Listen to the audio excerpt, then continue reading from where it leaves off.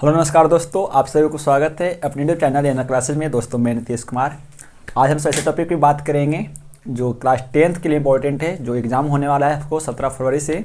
वो क्योंकि 17 फरवरी के दिन पहले ही आपका मैथ ही है, और मैथ का एक इम्पॉर्टेंट चैप्टर है प्रैक्ता, हम सब जिसे अंग्रेजी में प्रोबेबिलिटी कहते हैं। ठीक है, प्रैक्ता से कम 4 से 5 नंबर के सवाल आते हैं, और प्रैक्ता में ज़्यादा जो पूछता है वो सिक्के पे आधारित सवाल, पासा पे और ताश के फ्लश कार्ड पे सवाल पूछता है। ठीक है, तो हम सब यहाँ पर जो प्रैक्ता की बात करेंगे, पहले तो प्रैक्ता क्या होता है, प्रैक्ता का मान कितना होता है, ठीक है, उसका फार्मूला क्या होता है, तमाम बातों को देखेंगे। फिर हम सब यहाँ पर जो प्रैक्ता का जो मूल हम सब कॉन्सेप्ट देखने वाले हैं वो है फ्लश कार्ड। ठीक है, ताश की गड्डी से सवाल बहुत बार आता है प्रैक्ता के रूप में। तो सबसे पहले से यहाँ बात करें यदि, तो प्रैक्ता किसे कहते हैं, प्रैक्ता क्या है। प्रैक्ता का मतलब, प्रैक्ता कुछ भी नहीं है। प्रैक्ता एक गणित की वो एक ब्रांच है ना, जिसमें किसी भी घटना की, किसी भी जो घटना घटने वाला है उसकी संभावना को व्यक्त करता है। ठीक है, यानी प्रैक्ता एक प्रकार का काला झूठ और सफ़ेद सच है। ठीक है, तो प्रैक्ता की परिभाषा की बात करें तो प्रैक्ता जो है गणित का वह शाखा जो किसी घटना की संभावना को व्यक्त करता है, हम सब उसे प्रैक्ता कहते हैं। ठीक है, यानी प्रैक्ता क्या है, तो प्रैक्ता गणित का वह शाखा है जो किसी भी घटना की संभावना को व्यक्त करता है, हम सब उसी को प्रैक्ता कहते हैं। यानी प्रैक्ता का मतलब क्या है कि किसी उस संभावना, किसी भी कोई घटना घटने वाला है उसकी संभावना को दर्शाता है कि घटना घट सकता है या घटना नहीं घट सकता है। ठीक है, यहाँ पर यदि हम प्रैक्ता के फार्मूला की बात करें तो प्रैक्ता का जो फार्मूला होता है वो होता है पी बराबर, ई का मतलब होता है इवेंट, यानी कोई घटना जो घटने वाला है, और पी का मतलब प्रैक्ता, घटना की प्रैक्ता, और होता है एन ई बटा एन एस। एन ई का मतलब क्या होता है कि ई का मतलब घटना हुआ, और एन का मतलब नंबर, जो घटना घटने वाला है उसकी कुल संख्या कितना है, एन एस। एस का मतलब होता है कुल संभव परिणाम के, कुल कितना संभावना हो सकता है कि जिससे कुल कितना घटना घट सकता है, ठीक है, उसकी संख्या। यानी हमसे यदि हिंदी की बात करें तो आप याद रख सकते हैं कि आप पीई बराबर घटना के अनुकूल परिणामों की संख्या बटा कुल संभव परिणामों की संख्या। ठीक है, तो ये दोनों प्रैक्ता याद रखेंगे, ये आप शॉर्ट तरीके से याद रखना है इसको, और ये आपको लिख चुके हैं। ठीक है, कि प्रैक्ता का फॉर्मूला क्या होता है, तो घटना के अनुकूल परिणामों की संख्या बटा कुल संभव परिणामों की संख्या। ठीक है, यहां तक। ये घटना दो प्रकार का होता है, एक तो घटना जो घटता है, ठीक है, और एक घटना जो नहीं घट सकता है। तो जो घटना घटता है, ठीक है, हम सब उसे संभव प्रैक्ता कहते हैं, और जो घटना नहीं घट सकता है वो असंभव प्रैक्ता है। तो यहाँ से सवाल आता है क्या कि संभव प्रैक्ता का मान कितना, ठीक है, यानी निश्चित घटना, जो घटना घटित होने वाला है, ठीक है, तो निश्चित घटना की जो प्रैक्ता होता है उसका मान 1 होता है, जबकि अनिश्चित घटना की जो प्रैक्ता होता है वो 0 होता है। ठीक है, सपोज डैट, मान लीजिए कि एक क्लास में 2 छात्र हैं, और हमने बोला कि 2 छात्र राम और सोहन है, तो कोई बोल देगा कि इसकी क्या प्रैक्ता है कि उस क्लास से आने वाला छात्र मोहन होगा। तो आप बताइए, उस क्लास में 2 ही छात्र हैं, राम और सोहन, मोहन कहाँ से आएगा, मोहन नहीं आ सकता है ना। तो ये घटना कैसी है, ये अनिश्चित घटना है, ये घटना कभी नहीं घट सकता है, और जो घटना नहीं घटता है हमेशा उसका मान जो होता है वो 0 होता है। जबकि घटना घटित होने वाला है, जो निश्चित घटना है कि घटना हो सकता है, तो याद रखिएगा निश्चित घटना की प्रैक्ता हमेशा 1 होती है। ठीक है, तो ये घटना 2 इवेंट घटता है, एक घट सकता है और एक नहीं घट सकता है। ठीक है, तो ये हो गया। जबकि प्रैक्ता की यदि मान करें तो प्रैक्ता जो भी किसी भी घटना की जो प्रैक्ता आता है वो प्रैक्ता हमेशा 0 से लेकर के 1 तक होता है। यानी किसी भी घटना की प्रैक्ता ना तो 0 से छोटा हो सकता है और नहीं 1 से बड़ा हो सकता है। यानी हम इसको व्यक्त कैसे करते हैं, तो इसे व्यक्त करते हैं 0 less than equal to P greater than 1। ठीक है, यानी जो प्रैक्ता पी, जो घटना इवेंट घटने की प्रैक्ता है वो हमेशा या तो 0 के बराबर होगा या तो 0 से बड़ा होगा, लेकिन 1 से छोटा या 1 के बराबर हो सकता है। ठीक है, 0 less than equal to P greater than equal to 1। ठीक है, तो यहां तक हो गया, यानी प्रैक्ता का अधिकतम मान कितना, 1 होता है। ठीक है जी, अब ये तो प्रैक्ता हो गई। प्रैक्ता क्या होता है, अब हम सब यदि प्रैक्ता यहाँ पर ताश की प्रैक्ता निकालेंगे तो ताश से संबंधित प्रैक्ता उसको कैसे निकालते हैं, उसके निकालने के सबसे पहले आपको इस फ्लश कार्ड की जानकारी होनी चाहिए, तभी आप कोई भी ताश की पत्तों की प्रैक्ता निकाल सकते हैं। सबसे पहले यदि हम ताश की बात करें तो ताश में जो पत्तों की जो कुल संख्या होती है वो 52 होता है। ठीक है, तो जब 52 पत्तियां होती है ताश में, तो कुल संभावना कितना घट सकता है? 52 घट सकता है। ठीक है, यानी जितना किसी भी चीज की जितना संख्या रहेगी उतना संभावना घट सकता है। सपोज डेट आपके पास 10 आदमी होगा तो 10 आदमी की घटना घट सकता है। इसकी कुल जो संभावना, जो घटित घटना की संभावना है वो कितना होगा? 10 होगा। ठीक है, उसके बाद यदि हम रंग के आधार पर ताश को दो भागों में बांटते हैं। ठीक है, रंग के आधार पर जो ताश की जो गड्डी होती है उसमें पत्तियां रंग के आधार पर दो प्रकार की होती है, एक तो लाल होता है और एक काला होता है। ठीक है, लाल पत्तों की संख्या हमेशा 26 होती है, जबकि काला पत्तों की संख्या कितना होता है? वो 26 होता है। 26 करिएगा तो क्या हो जाएगा? 52, और 52 पत्तियों से मिल करके एक संपूर्ण ताश की गड्डी बन जाती है। ठीक है, ये हम किसने बांटा? हमने बांटा रंग के आधार पे, ना कि उसके समूह के आधार पे। ठीक है, तो याद रखेंगे ताश की जो गड्डी होती है उसमें 52 पत्ती जो होता है वो 2 कलर का होता है, 26 का ब्लैक कलर का होता है, जबकि 26 रेड कलर का होता है। इसके आगे की यदि बात करें हमसे यहाँ पे, तो ताश में पत्तों के 4 समूह होते हैं। ठीक है, पहले तो हमने क्या बांटा कि ताश के रंग के आधार पर 2 प्रकार का, 26 लाल 26 काला।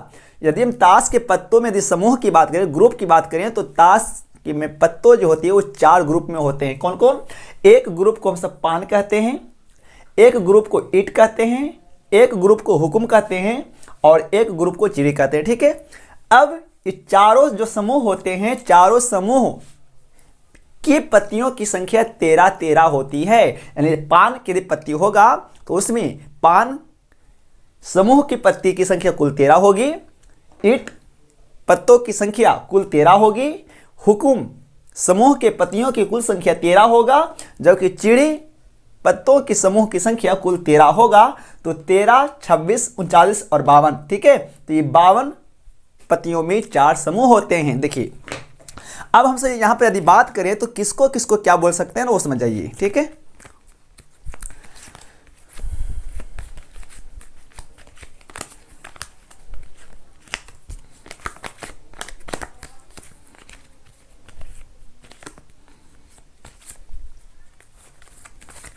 ठीक है, देखिए ये जो पत्ती देख रहे होंगे ये, ठीक है, ये लाल कलर का तो है। देखिए यहाँ ये भी लाल कलर का है। ठीक है, दोनों लाल कलर का ही है, तो लाल कलर का कुल कितना पत्ती? 26 होगा। ठीक है, जबकि यदि समूह पर बांटेंगे तो ये देखिए, ये लाल तो है लेकिन लाल अलग कलर का है, इसकी डिजाइन अलग है। ये भी लाल है तो इसकी डिजाइन अलग है। देखिए ये लाल जो देख रहे होंगे हमसे इसको पान कहते हैं। ठीक है, तो लाल में जो पान का पत्ती है उसमें कुल संख्या 13 होता है। ठीक है, याद रखेंगे कि हर ग्रुप में कुल 13 पत्ती होता है। ठीक है, इस प्रकार से ये पान का 1 होता है। ठीक है, पान का 2 होता है, पान का 3 होता है। इसी प्रकार से ये देख लीजिए, ये पान का गुलाम कहलाएगा, ये पान का बेगम कहलाती है, और ये पान का बादशाह कहलाता है। ठीक है, इस प्रकार से प्रत्येक ग्रुप में 13 पत्ती होती है। तो ये हो गया पान का। यदि इसकी आगे बात करें तो ये ग्रुप जो अब देख रहे हैं, ये ग्रुप, ठीक है, ये जो ग्रुप कहलाता है वो ईंट कहलाता है। ठीक है, तो ईंट ग्रुप की जो पत्तियां हैं इसमें भी कुल संख्या कितना होता है? 13 ही होता है। इसकी यदि बात करें यहाँ पे, इसकी देख लीजिए, तो ये जो है आपका क्या, ये हुकुम का पत्ता है। ठीक है, तो हुकुम का भी पत्ता कितना होता है? 13 ही होता है ताश में।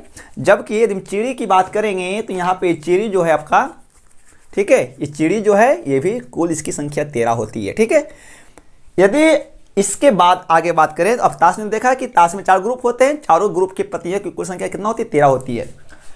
अब ये पूरे ताश की गड्डी में जो जितने भी तस्वीर वाला पत्ती होता है वो कितना होता है? तो याद रखिएगा प्रत्येक समूह में तस्वीर 3 ही होते हैं। कौन कौन? एक देखिए, जैसे यहाँ पर पान की 3 पत्तियां हैं, तो ये तीनों कैसी पत्ती है? तस्वीर वाली पत्ती है। ठीक है, ये आपका पान का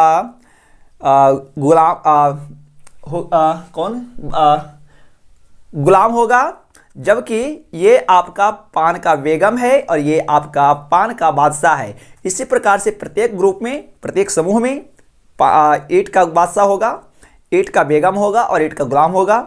चिड़ी में भी वैसे ही होता है। ठीक है, तो पूरे ताश की गड्डियों में यदि बात करें तो पूरे गड्डी में तस्वीर वाली पत्तों की संख्या कुल 12 होती है। 12 इस प्रकार से होता है, बादशाह की कुल संख्या 4, बेगम की कुल संख्या 4, गुलाम की कुल संख्या 4 होती है। तो 4, 4, 8, 4, 12, यानी पूरे ताश की गड्डियों में तस्वीर वाली पत्तियों की संख्या हमेशा 12 होती है। इसके अलावा यदि हम यहाँ पर बात करें तो ये देखिए इक्का, ये पान का इक्का है, इसी प्रकार से हुकुम का इक्का होगा, चिड़ी का इक्का होगा और ईंट का इक्का होगा। तो पूरे ताश की गड्डियों में इक्का की कुल संख्या कितना होता है?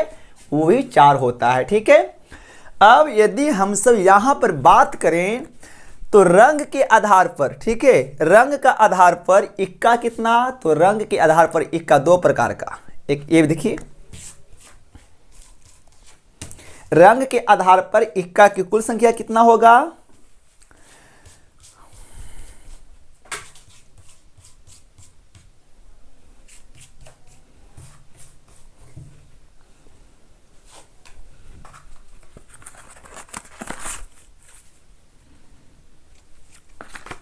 ठीक है, ये इक्का ईंट का है, ये इक्का पान का है। ग्रुप में बात करेंगे तो यदि रंग की बात करेंगे तो रंग के आधार पर लाल रंग का इक्का कितना?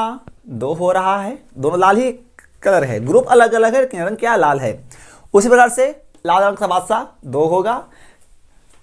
उसी प्रकार से काला रंग का जो बादशाह होगा वो भी 2 होगा।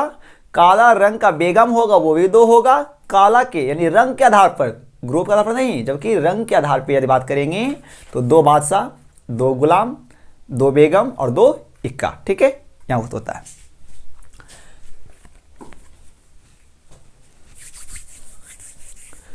तो ये संपूर्ण जो आपकी जो जानकारी था वो ताश वाला था। ठीक है, इससे सवाल कैसे पूछता है वो बताएंगे आपको। जैसे सवाल क्या है कि 52 पत्तियों की ताश की गड़ियों को एक अच्छी प्रकार से फेंटी गई है, उससे एक पत्ती निकाला जाता है।